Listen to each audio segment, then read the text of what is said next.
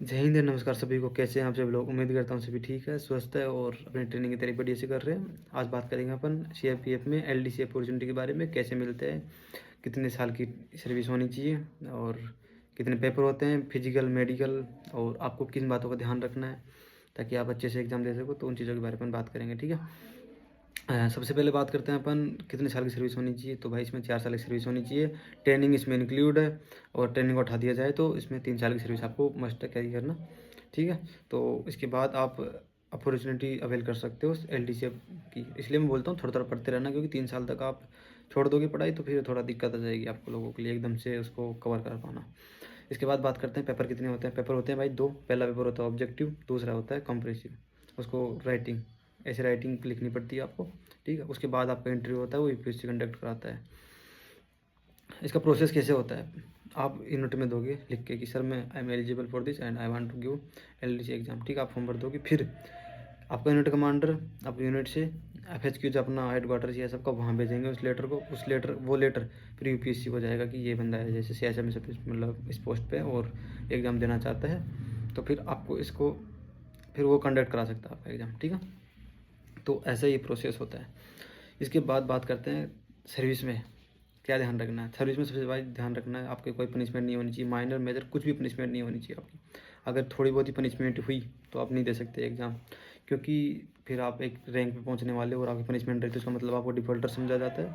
तो अगर डिफ़ॉल्टर रहोगे तो फिर आप नहीं अवेल कर पाओगे। तो मेरा मानना यही है 3 या 4 साल जब तक आप इसके लिए एलिजिबल हो, तब तक तो आपकी सर्विस ढंग से रखना, अपना काम रखना, अपना बढ़िया से मतलब अपनी सर्विस क्लीन रखना, मेरा कहने का मतलब ये है। और जो अपनी एनुअल रिपोर्ट होती है उसको भी क्लियर रखना। तो ये हो गया कि अपना पनिशमेंट नहीं लेनी है बिल्कुल भी, अपनी सर्विस को क्लीन रखना है। और दूसरा कि अपनी जो रिपोर्ट होती है एनुअल उसको भी क्लियर रखना है, ठीक है। मतलब अपना काम बढ़िया से करना है और अपना ड्यूटी बढ़िया से करनी है ताकि आपको कोई पनिशमेंट ना मिल सके और आप इसके लिए अवेल कर सको अपॉर्चुनिटी को। इसके बाद बात करते हैं कि आपको जो सीएपीएफ में रह के किन चीज़ों का फ़ायदे मिलते हैं, क्या मतलब एलडीसी में कैसे फ़ायदे मिलेगा उसका, तो मैं बात कर लेता हूँ। ट्रेनिंग में रहोगे जो आपको इंडोर में पढ़ाया जाएगा 3 घंटे। जो क्लासेस होती है, इंटेलिजेंस हो गई, सीएसएफ एक्ट एंड रूल हो गया, सीएसएफ के बारे में बहुत सारी चीज़ें बताई जाती है कि कैसे ग्राउंड रियलिटी काम करती है, क्या क्या ड्यूटी रहती है किसकी, अगर कुछ भी बहुत सारी चीज़ों के बारे में बताया जाता है कि किसको डिस्पोज, मतलब हर एक चीज़ के बारे में बताया जाएगा। तो वही चीज़ें वहाँ पे पूछी जाती है, ठीक है। और आपको बस उसको पढ़ते रहना है और थोड़ा सा एक्स्ट्रा पढ़ते रहना है। इंग्लिश इंग्लिश आपकी अच्छी होगी क्योंकि सीपीओ क्लियर करके आए हो, तो आपको बस थोड़ा सा पुश करते रहना है खुद को, थोड़ा थोड़ा 1-2 घंटे। आप 3 साल बाद आराम से क्लियर कर लोगे इस चीज़ को। मैं भी कर रहा हूँ और आप लोग भी कर सकते हो, तो चल करते हैं, साथ में करेंगे। आप लोग ज़्यादा जूनियर ही हो, ठीक है। तो ऐसे ही चीज़ों को कर सकते हो आप, थोड़ा थोड़ा इंग्लिश पढ़ के खुद को मोटिवेट करके कि थोड़ा बहुत पढ़ना है, इसके लिए पढ़ना है, इसके लिए पढ़ना है, ऐसा करके। तो वो चीज़ें भी आपको हेल्प करेगी, थोड़ा ध्यान दे लेना। और जो 3 साल बाद, 3 साल तक आप सीएसएफ में काम करोगे, आपको ईच एंड एवरी डिटेल्स पता लग जाएगी कैसे काम चलता है, रियलिटी ग्राउंड रियलिटी क्या है, पेपर वर्क में क्या होता है, हर एक चीज़ वो आपको इंटरव्यू में काम आएगी। और जो आप राइटिंग करोगे ना ऐसे, उसमें वही क्वेश्चन पूछे जाएंगे आपसे, क्वेश्चन वही आएंगे। आप उनमें इतने प्यार से लिखोगे ना कि मज़ा आ जाएगा बिल्कुल पढ़ने वाले को भी। जो एक पीछे का बंदा नहीं लिख पाता, आप लिखोगे क्यों? क्योंकि उसने वो रियलिटी नहीं देखी होती, आपने वो रियलिटी देखी होती, कैसे काम होता है एग्जैक्टली, कैसे टैकल करना होता है सीएसएफ में बंदों को, कैसे सामने वाला जनता को परेशान करेगी लेकिन आपको उसको कैसे उसको टैकल करना है।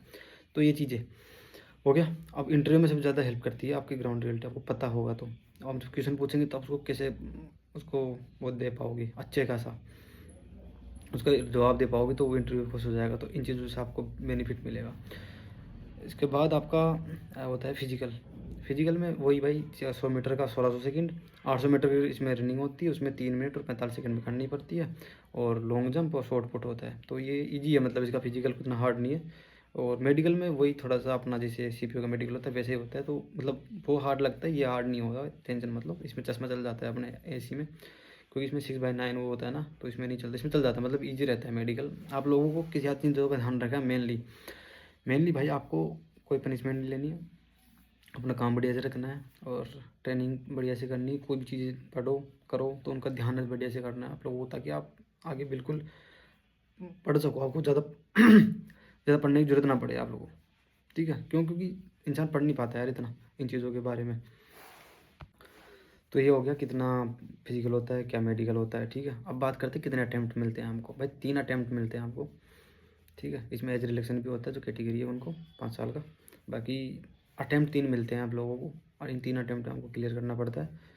3 अटेम्प्ट बहुत होते हैं। अगर आप आज से ही अभी ट्रेनिंग हो गई, आपकी ट्रेनिंग चल रही है, तो आप अगर थोड़ा-थोड़ा भी पढ़ना स्टार्ट करोगे ना, थोड़ा-थोड़ा भी 2-2 घंटे, 1-1 घंटे भी अगर एलडीसी का, तो मेरी गारंटी है भाई 3 साल बाद आप असिस्टेंट कमांडेंट की जॉब निकालोगे। इवन अब जो नॉर्मल सीआरपीएफ का आता है ना, अगर वो भी दोगे ना तो वो भी क्लियर हो जाएगा आप लोगों का। क्यों? क्योंकि इंसान उसी चीज़ के बारे में पढ़ रहा है। और यूपीएससी की सीआरपीएफ में जो वो क्वेश्चन होगा, इंटरव्यू दोगे आप, तो आपके सीएसएफ में वो भी हेल्प करेगा, क्योंकि उसी से रिलेटेड आपसे क्वेश्चन पूछा जाएगा, फोर्स से रिलेटेड। आपको पता होगा आप काम कर रहे हो और आपने ट्रेनिंग भी करी है। रिगरस ट्रेनिंग करने के बाद आपका माइंडसेट खुलता है, स्किल्स बढ़ती है और आपको जो पढ़ाया जाएगा उनको कि हाँ ऐसे का होता है रियलिटी काम, तो उसको जवाब दोगे ना तो एक मधुर तरीके से दोगे, तो उसको लगेगा कि हाँ इस बंदे को रियलिटी पता है। वो एक क्वेश्चन पूछेगा तो आप उसको जवाब इस तरीके से दोगे तो उसको लगेगा कि हाँ यार इसको पता है रियलिटी, तो ये डिजर्व करता है ये जॉब। तो इन चीज़ों का ध्यान रखना, सीएपीएफ में आके आपको बहुत ज़्यादा फैसिलिटी मिलेगी। इन चीज़ों का अवेल कर सकते हो आप, मतलब डायरेक्ट में भी और इनडायरेक्ट में भी। जैसे डिपार्टमेंटल एग्जाम होते हैं, इन दोनों में आपको हेल्प मिलेगी इंटरव्यू में, क्योंकि आपने ग्राउंड रियलिटी में आपने काम किया होगा। तो ग्राउंड रियलिटी बहुत ज़रूरी है एक एग्ज़ाम के लिए। तो अगर मतलब जैसे किसी भी चीज़ के बारे में आपसे पूछा जाए, तो अगर आपने वहाँ पे काम करा होगा तो आपने उस चीज़ के बारे में अच्छे से बता पाओगे। लेकिन आपने वो काम ही नहीं करा, बस आपने उसको ओनली ऊपर ऊपर से पढ़ा है, तो आप वो चीज़ नहीं बता पाओगे जो वो पूछना चाह रहा है। और इंटरव्यू में रियलिटी में ये डिपेंड करता है कि आपको वो जो पूछ रहा है ना, तो आप उसको रियलिटी में लेके बता पाओ, ना कि जो बुक्स में पढ़ा हुआ। क्योंकि बुक्स में तो कुछ भी मतलब ऐसे कुछ भी लिख दो, आप उसको याद नहीं कर सकते और बता नहीं पाते। लेकिन आपने जो एक्सपीरियंस किया है, जब काम किया है आपने ग्राउंड में रह के, ग्राउंड रियलिटी, वो आप बता सकते हो। जो आपने फील किया है, अपनी फीलिंग्स बताओगे ना, तो फीलिंग्स ज़्यादा अटैच कर पाता है इंसान। ये आप भी जानते हो इस चीज़ को। तो मेरा कहने का मतलब यही है, ट्रेनिंग बढ़िया से करना और यार हर एक चीज़ अच्छे से पढ़ना। ध्यान रखना, मतलब खुद को ध्यान रखना है कि हाँ भाई मेरे को ये चीज़ें मेरे लिए क्या सही है क्या नहीं है। और बस मेरा मानना यही है कि सबसे इम्पोर्टेंट चीज़ यही है कि अपनी सर्विस बुक क्लीन रखना। क्योंकि ज़्यादातर लोग पढ़ते हैं, मेहनत करते हैं, लेकिन वो बस थोड़ी सी गलती कर देते हैं, अपनी सर्विस बुक ख़राब कर लेते हैं। फिर वो कितना ही पढ़े, कितने ही ब्रिलियंट आदमी हो, कितने इंटेलिजेंट आदमी हो, फिर उनका कोई मतलब नहीं निकलता। तो इस चीज़ का थोड़ा ध्यान रखो। पढ़ हर कोई लेता है, लेकिन अपने आप को क्लीन रखना 3-4 साल तक बहुत मुश्किल होता है। अभी जब मैं गया पेशी में, मतलब जैसे यूनिट कमांडर, जब आप नई यूनिट में जाते हो तो यूनिट कमांडर के सामने आपकी पेशी होती है कि हाँ भाई कहाँ से हो, आपका इंटरव्यू होता है। मतलब उनसे थोड़ा 2-15-20 मिनट की बातचीत होती है। तो उन्होंने पूछा क्या करते हो क्या नहीं यार। मैंने बोला सर कि मैं ऐसे ऐसे यहाँ पे वैसे कोर्स कर रखा है, ये हुआ है। तो उन्होंने कहा कि आगे तैयारी कर रहे हो। बोला सर अभी तो तैयारी कर रहे हैं बाकी, और नहीं हुआ तो फिर एलडीसी का देंगे। तो फिर उन्होंने एक ही बात कही कि भाई ठीक है आप एलडीसी की तैयारी कर रहे हो, लेकिन 4 साल तक नौकरी बचाना बहुत मुश्किल होता है, तो उसको बचा के रखना। क्योंकि वो भी है, हम पहले सब इंस्पेक्टर थे। अभी जो मेरी यूनिट में है ना, डीसी साहब और कमांडेंट साहब, वो दोनों ही ऐसे था कि सब इंस्पेक्टर थे। उसके बाद उन्होंने पर एक डायरेक्ट से बनाया ऐसी, और वो एलडीसी से बने। तो समझ रहे हो, उन्होंने ये बोला कि भाई 4 साल तक अपनी सर्विस बचा के रखना। और किसी से पूछोगे ना सीआईएसएफ में, तो यही बोलेंगे कि भाई सर्विस बचाना बहुत मुश्किल हो जाता है। क्यों? क्योंकि ना छोटी छोटी चीज़ों के बारे में पनिशमेंट खा लेते हो, क्योंकि इंसान आजकल गुस्सा शांत नहीं कर पाता खुद का। तो मेरा कहने का मतलब यही है, सब लोगों से आप ग्रुप में ऐसे लड़ते रहते हो मत लड़ो। क्योंकि छोटी छोटी चीज़ें आजकल सोशल मीडिया पे ऐसे हो गया, आप किसी के बारे में किसी पॉइंट मिल गया, उसने उठा के आ सकना, हर कोई ट्रेक हो सकता है। तो उसकी थोड़ा बहुत भी चला गया आपके खिलाफ और एक केस वेस हो गया तो ख़त्म है, फिर खेल खत्म है सारा। तो किसी के बारे में कुछ गलत ना बोले और मस्त रहे अच्छे से। बाकी मैंने अभी परसों ही तुम्हारे ग्रुप में मैंने एक नोट भेजा था, वॉइस नोट 3 या 4 मिनट का। उसमें बताया 37 के बारे में कि किस बात पे, मतलब इतनी छोटी सी बात पे 37 मिल जाती है। क्योंकि अपन कुछ भी, अपन को लगता है नॉर्मल है ये, ट्रेनिंग में अपन कुछ भी कर सकते हैं, कुछ भी। अपन को 2 फ्रंट रोल दे के 2 रगड़ा दे के छोड़ देते हैं कि ठीक है जाओ। लेकिन आप जब यूनिट में चले जाते हो तो फिर आपको रगड़ा नहीं दिया जाता, क्योंकि आप सब इंस्पेक्टर हो, 2 स्टार लेके बैठे हो। तो वो अच्छा नहीं लगता एक रैंक को ऐसे पनिशमेंट देना, बस फिर पेपर वर्क चलता है आपके ऊपर। अभी एक सब इंस्पेक्टर को मिली थी वो क्या नाम है पनिशमेंट, क्यों? क्योंकि उसने थोड़ा सा जैसे होता है ना कि किराया का अपन क्लेम करते हैं, उसमें थोड़ा फ्रॉड था। बस मतलब थोड़े से पैसों के लिए, मतलब समझ रहे हो ना चीज़ों को। तो मेरा मैंने मतलब यही है कहने का मोटा मोटा कि भाई अपनी सर्विस रिकॉर्ड करना, सच्चाई के साथ रहना। अगर आप सच में चाहते हो कि मैं एलडीसी का एग्ज़ाम दूँ और आगे अवेल अपॉर्चुनिटी अवेल करूँ सीआईएसएफ में रह के, तो बाकी तो फिर आपकी इच्छा है भाई, आपकी लाइफ है, कोई किसी को कुछ बोलने वाला नहीं है। ट्रेनिंग में आप कितनी बड़ी गलती कर दोगे, मतलब इवन मैं बोल रहा हूँ कितनी भी बड़ी गलती, आपको फ्रंट रोल दे के छोड़ दिया जाएगा कि हाँ पनिशमेंट दे लेगा, 3-4 नाइट ड्यूटी लगा देगा।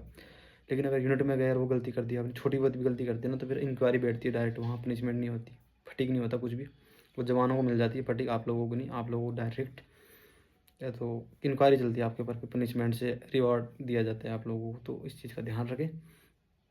अपनी सर्विस क्लीन रखें, अपना काम बढ़िया से रखें, कोई फ्रॉड ना करे और मस्त रहो। मतलब अपनी ड्यूटी करोगे ना तो इनकाउंटर आपका साथ देता है, आसपास का अधिकारी भी साथ देते हैं। कभी कभार मैं नहीं कह रहा हर कोई अधिकारी, कोई कोई मिल जाता है थोड़े से, तो उनको लगता है कि हम हैं, बट कुछ बहुत प्यारे होते हैं, 90% प्यारे होते हैं, 10% की वजह से अपन बाकी चीज़ों को गलत नहीं बोल सकते। ठीक है, तो इन चीज़ों का ध्यान रखना। थैंक यू, लास्ट तक देखा आपने वीडियो। तो यही था, एलडीसी आप ऐसे अपॉर्चुनिटी कर सकते हो, ऐसे एज चाहिए इसमें, एज लिमिट ये चाहिए। कोई भी डाउट रह जाता है तो कुछ भी डाउट हो माइंड में आता है आपका, क्योंकि मेरे हिसाब से मेरे दिमाग में और इन्फॉर्मेशन यही देनी थी। बाकी आप डाउट पूछोगे तो मेरा उस चीज़ को मैं और बता पाऊँगा। तो ये डाउट पूछा करो आप, ठीक। तो अच्छा लगता है, आप डाउट पूछोगे तो मैं और बता पाऊँगा, तो मेरा दिमाग, मेरे को भी नॉलेज होगी चीज़ों की, आगे से ध्यान रखूँगा और आपका भी डाउट क्लियर हो जाएंगे। ठीक है, तो मिलते हैं नेक्स्ट वीडियो में। थैंक यू सो मच, जय हिंद सभी को, लव यू। और अच्छा सब्सक्राइब कर देना, शेयर कर देना।